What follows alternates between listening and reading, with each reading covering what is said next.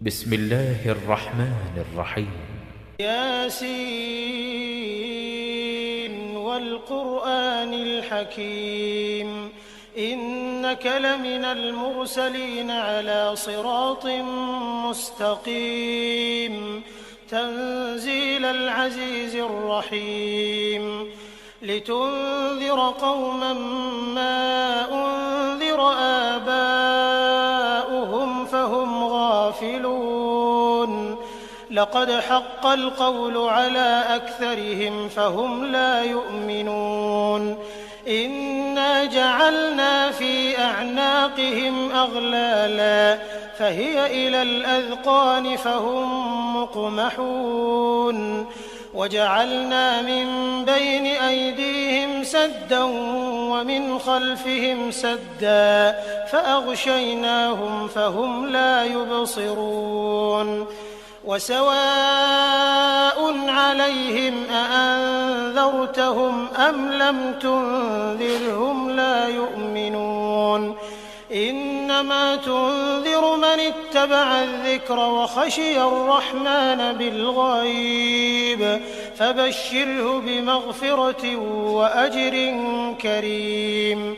إنا نحن نحيي الموتى ونكتب ما قدموا وآثارهم وكل شيء أحصيناه في إمام مبين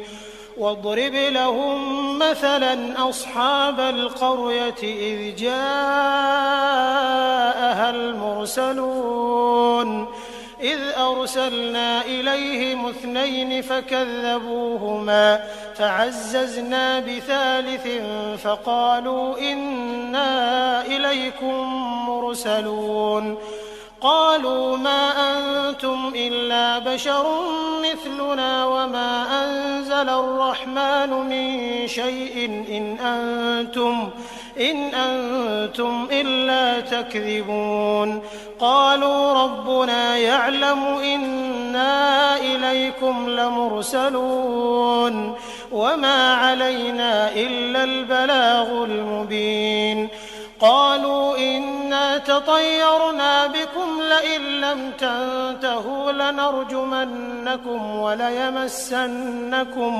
وليمسنكم منا عذاب أليم قالوا طائركم معكم أئن ذكرتم بل أنتم قوم مسرفون وجاء من أقصى المدينة رجل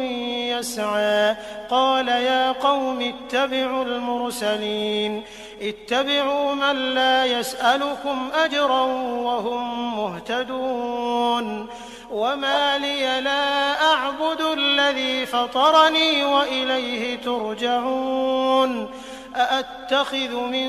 دونه آلهة إن يردني الرحمن بضر لا تغن عني شفاعتهم شيئا ولا ينقذون إني إذا لفي ضلال مبين إني آمنت بربكم فاسمعون قيل ادخل الجنة قال يا ليت قومي يعلمون بما غفر لي ربي وجعلني من المكرمين وما أنزلنا على قومه من بعده من جند من السماء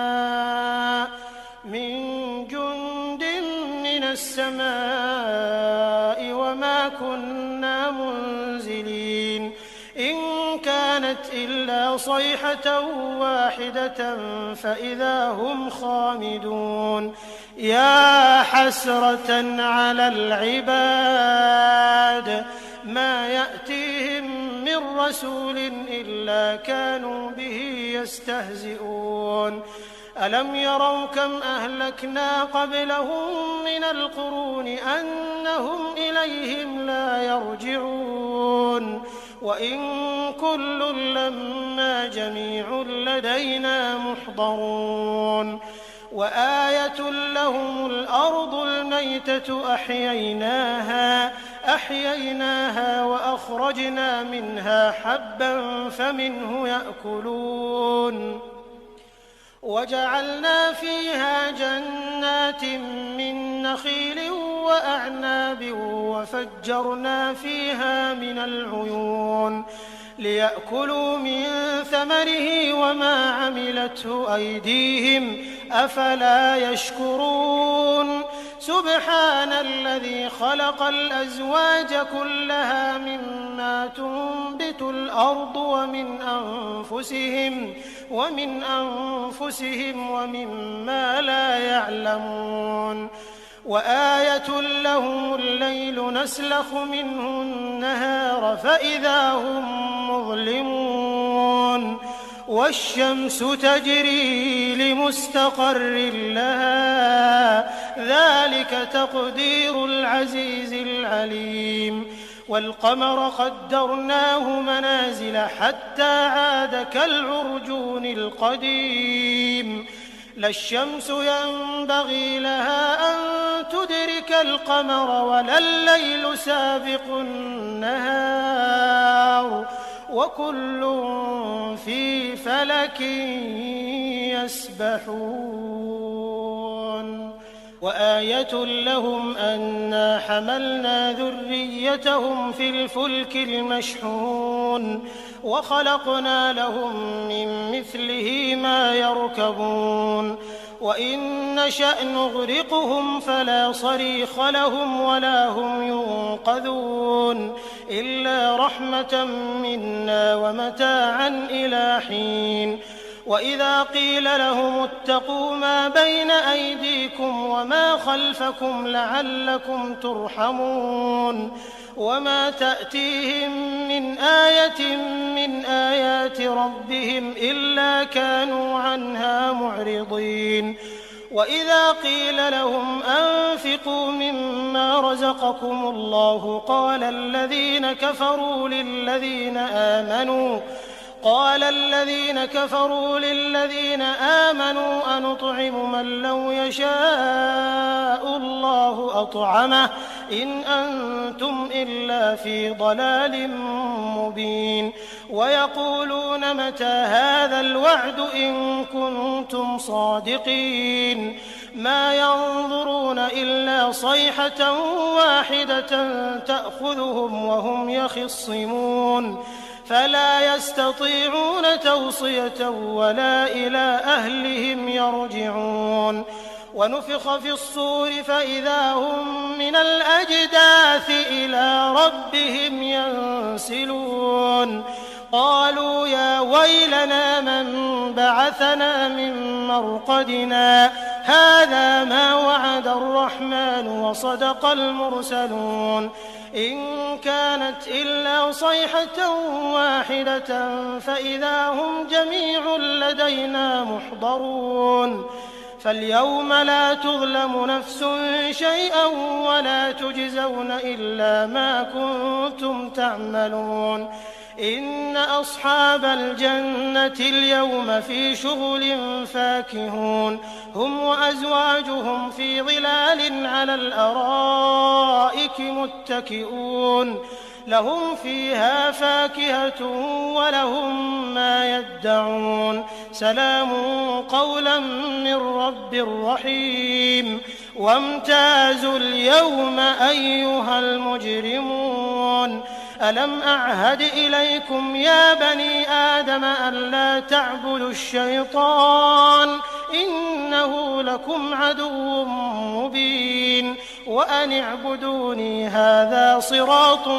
مستقيم ولقد أضل منكم جبلا كثيرا أفلم تكونوا تعقلون هذه جهنم التي كنتم توعدون اصلوها اليوم بما كنتم تكفرون اليوم نختم على أفواههم وتكلمنا أيديهم وتشهد أرجلهم بما كانوا يكسبون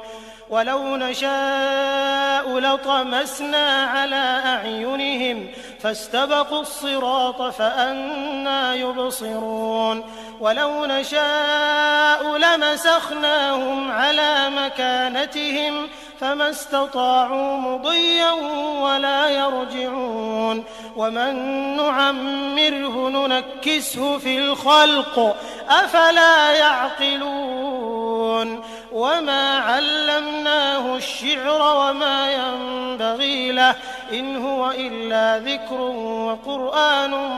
مبين لينذر من كان حيا ويحق القول على الكافرين أولم يروا أنا خلقنا لهم مما عملت أيدينا أنعاما فهم لها مالكون وذللناها لهم فمنها ركوبهم ومنها يأكلون ولهم فيها منافع ومشارب أفلا يشكرون واتخذوا من دون الله آلهة لعلهم ينصرون لا يستطيعون نصرهم وهم لهم جند محضرون فلا يحزنك قولهم إنا نعلم ما يسرون وما يعلنون أولم ير الإنسان أنا خلقناه من نطفة فإذا هو خصيم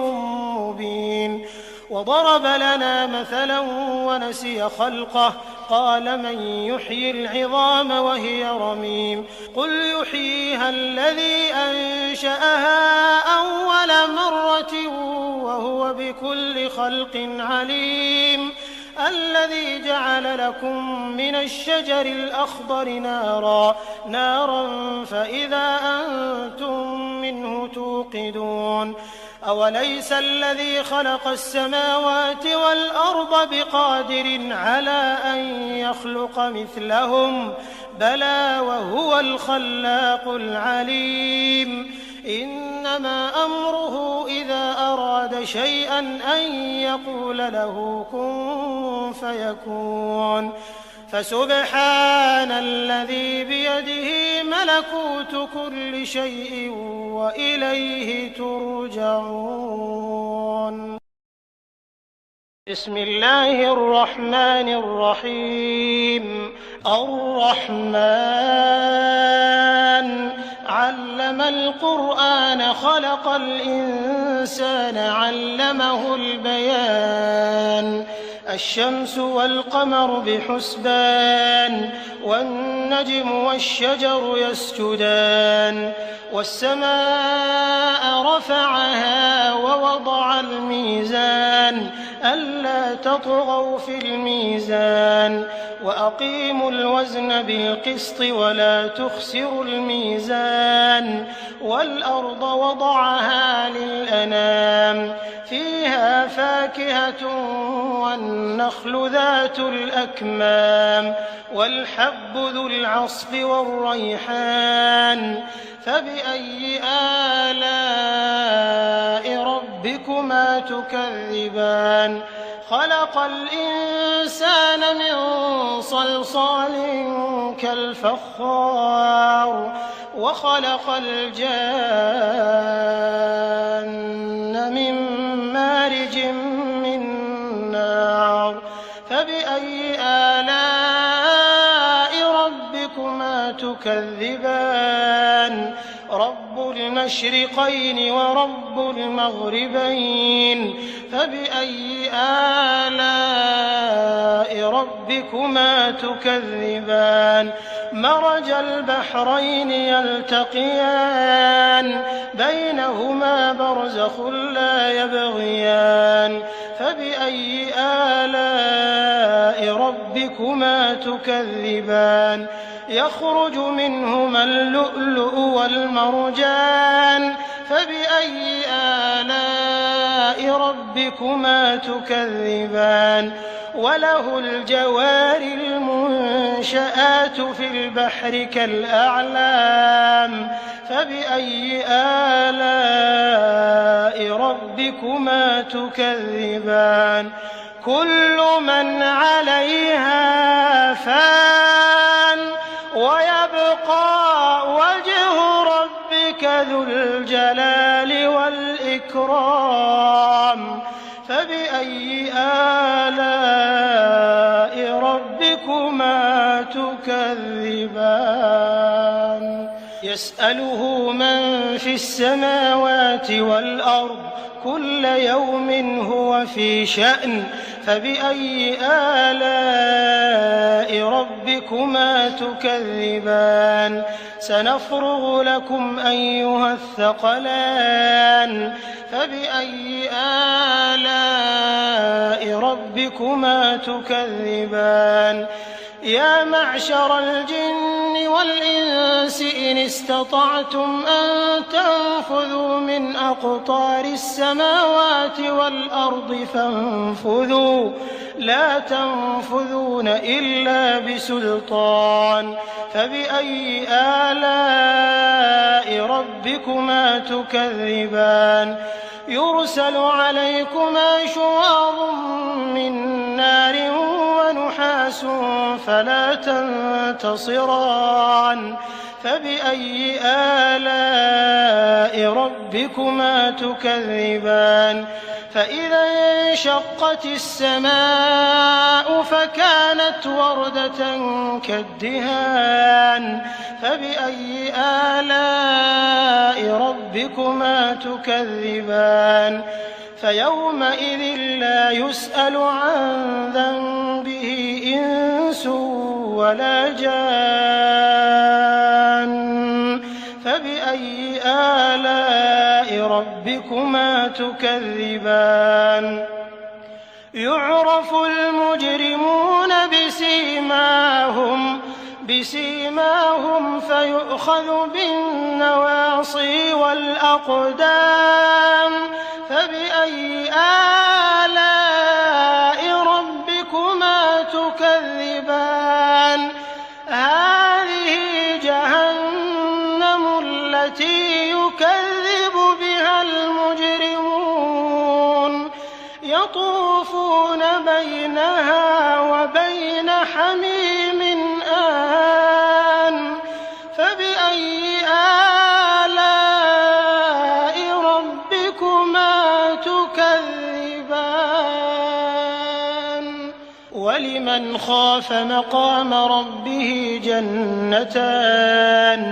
فبأي آلاء ربكما تكذبان ذواتا أفنان فبأي آلاء ربكما تكذبان فيهما عينان تجريان فبأي آلاء ربكما تكذبان فيهما من كل فاكهة زوجان فبأي آلاء ربكما تكذبان متكئين على فرش بطائنها من استبرق وجنى الجنتين دان فبأي آلاء ربكما تكذبان فيهن قاصرات الطرف لم يطمثهن إنس قبلهم ولا جان فبأي آلاء ربكما تكذبان كأنهن الياقوت والمرجان فبأي آلاء ربكما تكذبان هل جزاء الإحسان إلا الإحسان فبأي آلاء ربكما تكذبان ومن دونهما جنتان فبأي آلاء ربكما تكذبان مدهامتان فبأي آلاء ربكما تكذبان فيهما عينان نضاختان فبأي آلاء ربكما ربكما تكذبان فيهما فاكهة ونخل ورمان فبأي آلاء ربكما تكذبان فيهن خيرات حسان فبأي آلاء ربكما تكذبان حور مقصورات في الخيام فبأي آلاء ربكما تكذبان لم يطمثهن إنس قبلهم ولا جان فبأي آلاء ربكما تكذبان متكئين على رفرف خضر وعبقري حسان فبأي آلاء ربكما تكذبان تبارك اسم ربك ذي الجلال والإكرام. بسم الله الرحمن الرحيم. ياسين والقرآن الحكيم إنك لمن المرسلين على صراط مستقيم تنزيل العزيز الرحيم لتنذر قوما ما أنذر آباؤهم فهم غافلون لقد حق القول على أكثرهم فهم لا يؤمنون إنا جعلنا في أعناقهم أغلالا فهي إلى الأذقان فهم مقمحون وجعلنا من بين أيديهم سدا ومن خلفهم سدا فأغشيناهم فهم لا يبصرون وسواء عليهم أأنذرتهم أم لم تنذرهم لا يؤمنون إنما تنذر من اتبع الذكر وخشي الرحمن بالغيب فبشره بمغفرة وأجر كريم إنا نحن نحيي الموتى ونكتب ما قدموا وآثارهم وكل شيء أحصيناه في إمام مبين واضرب لهم مثلا أصحاب القرية إذ جاءها المرسلون إذ أرسلنا إليهم 2 فكذبوهما فعززنا بثالث فقالوا إنا إليكم مرسلون قالوا ما أنتم إلا بشر مثلنا وما أنزل الرحمن من شيء إن أنتم إلا تكذبون قالوا ربنا يعلم إنا إليكم لمرسلون وما علينا إلا البلاغ المبين قالوا إنا تطيرنا بكم لئن لم تنتهوا لنرجمنكم وليمسنكم منا عذاب أليم قالوا طائركم معكم أئن ذكرتم بل أنتم قوم مسرفون وجاء من أقصى المدينة رجل يسعى قال يا قوم اتبعوا المرسلين اتبعوا من لا يسألكم أجرا وهم مهتدون وما لي لا أعبد الذي فطرني وإليه ترجعون أأتخذ من دونه آلهة إن يردني الرحمن بضر لا تغن عني شفاعتهم شيئا ولا ينقذون إني إذا لفي ضلال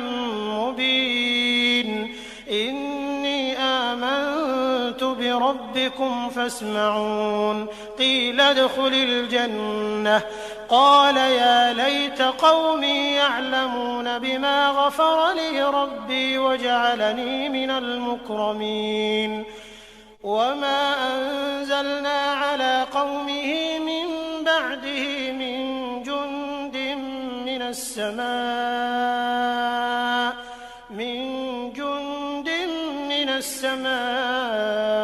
وما كنا منزلين إن كانت إلا صيحة واحدة فإذا هم خامدون يا حسرة على العباد ما يأتيهم من رسول إلا كانوا به يستهزئون ألم يروا كم أهلكنا قبلهم من القرون أنهم إليهم لا يرجعون وإن كل لما جميع لدينا محضرون وآية لهم الأرض الميتة أحييناها وأخرجنا منها حبا فمنه يأكلون وجعلنا فيها جنات من نخيل وأعناب وفجرنا فيها من العيون ليأكلوا من ثمره وما عملته أيديهم أفلا يشكرون سبحان الذي خلق الأزواج كلها مما تنبت الأرض ومن أنفسهم ومما لا يعلمون وآية لهم الليل نسلخ منه النهار فإذا هم مظلمون والشمس تجري لمستقر لها ذلك تقدير العزيز العليم والقمر قدرناه منازل حتى عاد كالعرجون القديم لا الشمس ينبغي لها أن تدرك القمر ولا الليل سابق النهار وكل في فلك يسبحون وآية لهم أنا حملنا ذريتهم في الفلك المشحون وخلقنا لهم من مثله ما يركبون وإن نشأ نغرقهم فلا صريخ لهم ولا هم ينقذون إلا رحمة منا ومتاعا إلى حين وإذا قيل لهم اتقوا ما بين أيديكم وما خلفكم لعلكم ترحمون وما تأتيهم من آية من آيات ربهم إلا كانوا عنها معرضين وإذا قيل لهم أنفقوا مما رزقكم الله قال الذين كفروا للذين آمنوا أنطعم من لو يشاء الله أطعمه إن أنتم إلا في ضلال مبين ويقولون متى هذا الوعد إن كنتم صادقين ما ينظرون إلا صيحة واحدة تأخذهم وهم يخصمون فلا يستطيعون توصية ولا إلى أهلهم يرجعون ونفخ في الصور فإذا هم من الأجداث إلى ربهم ينسلون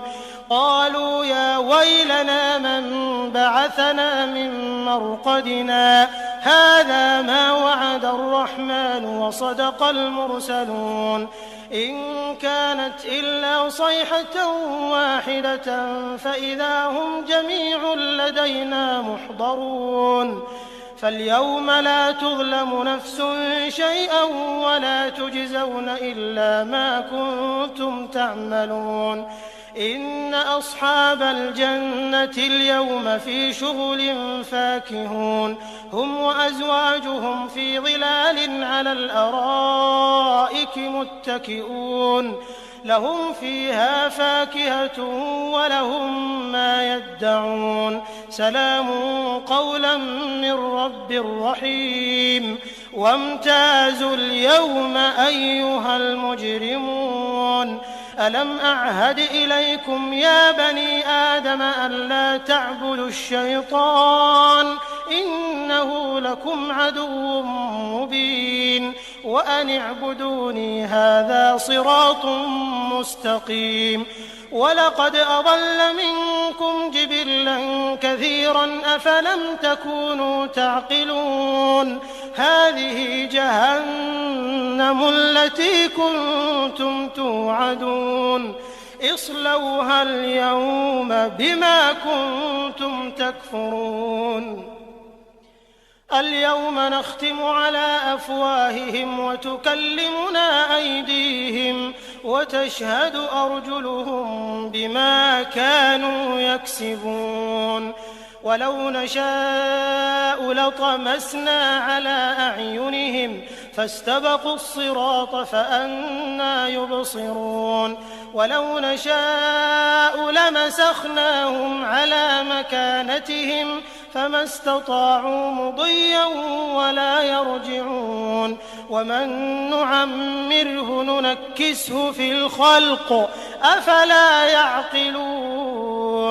وما علمناه الشعر وما ينبغي له إن هو إلا ذكر وقرآن مبين لينذر من كان حيا ويحق القول على الكافرين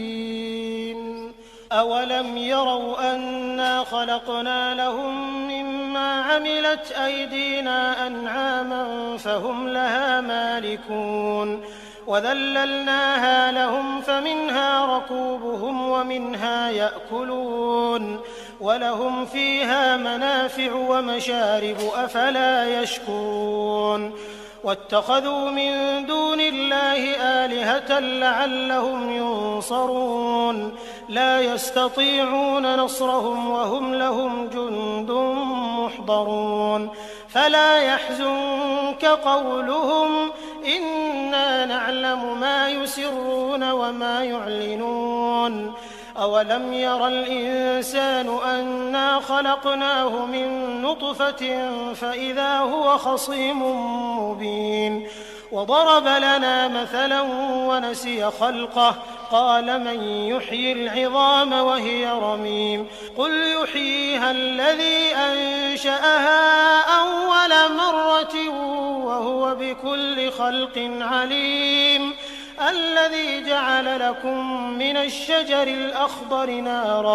نارا فإذا أنتم منه توقدون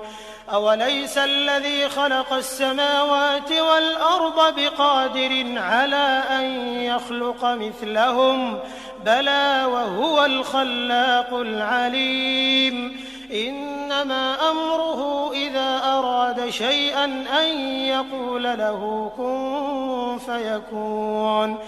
فسبحان الذي بيده ملكوت كل شيء وإليه ترجعون بسم الله الرحمن الرحيم الرحمن علم القرآن خلق الإنسان علمه البيان الشمس والقمر بحسبان والنجم والشجر يسجدان والسماء رفعها ووضع الميزان ألا تطغوا في الميزان وأقيموا الوزن بالقسط ولا تخسروا الميزان والأرض وضعها للأنام فيها فاكهة والنخل ذات الأكمام والحب ذو العصف والريحان فبأي آلاء ربكما تكذبان خلق الإنسان من صلصال كالفخار وخلق الجان من مارج من نار فبأي آلاء ربكما تكذبان رب المشرقين ورب المغربين فبأي آلاء ربكما تكذبان مرج البحرين يلتقيان بينهما برزخ لا يبغيان فبأي آلاء ربكما تكذبان يخرج منهما اللؤلؤ والمرجان فبأي آلاء ربكما تكذبان وله الجوار المنشآت في البحر كالأعلام فبأي آلاء ربكما تكذبان كل من عليها فان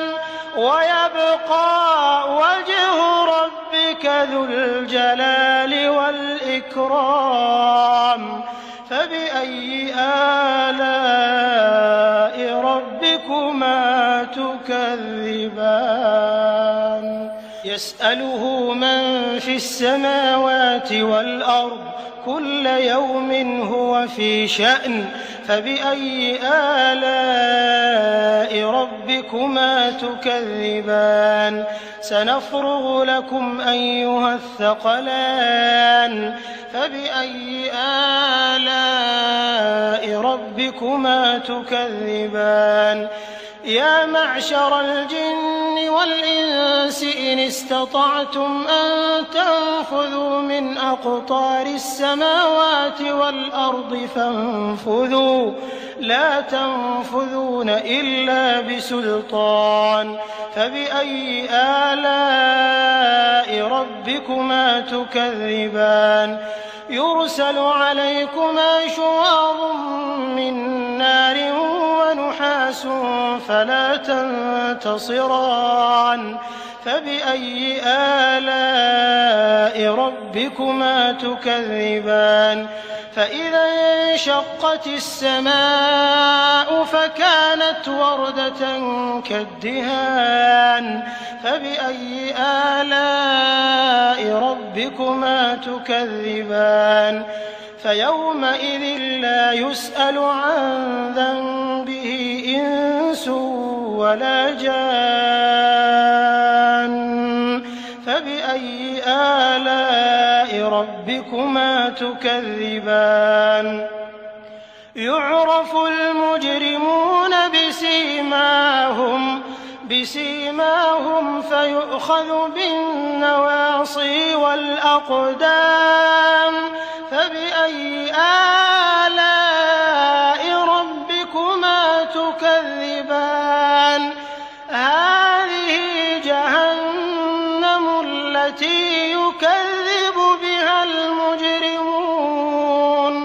يطوفون بينها وبين حميم آن فبأي آلاء ربكما تكذبان ولمن خاف مقام ربه جنتان فبأي آلاء ربكما تكذبان ذواتا أفنان فبأي آلاء ربكما تكذبان فيهما عينان تجريان فبأي آلاء ربكما تكذبان فيهما من كل فاكهة زوجان فبأي آلاء ربكما تكذبان متكئين على فرش بطائنها من استبرق وجنى الجنتين دان فبأي آلاء ربكما تكذبان فيهن قاصرات الطرف لم يطمثهن إنس قبلهم ولا جان فبأي آلاء ربكما تكذبان كأنهن الياقوت والمرجان فبأي آلاء ربكما تكذبان هل جزاء الإحسان إلا الإحسان فبأي آلاء ربكما تكذبان ومن دونهما جنتان فبأي آلاء ربكما تكذبان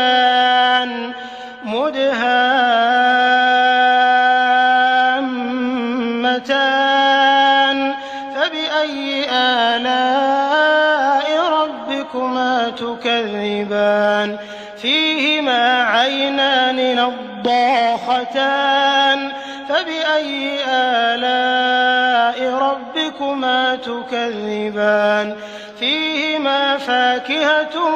ونخل ورمان فبأي آلاء ربكما تكذبان فيهن خيرات حسان فبأي آلاء ربكما تكذبان حور مقصورات في الخيام فبأي آلاء ربكما تكذبان لم يطمثهن إنس قبلهم ولا جان فبأي آلاء ربكما تكذبان متكئين على رفرف خضر وعبقري حسان فبأي آلاء ربكما تكذبان تبارك اسم ربك ذي الجلال والإكرام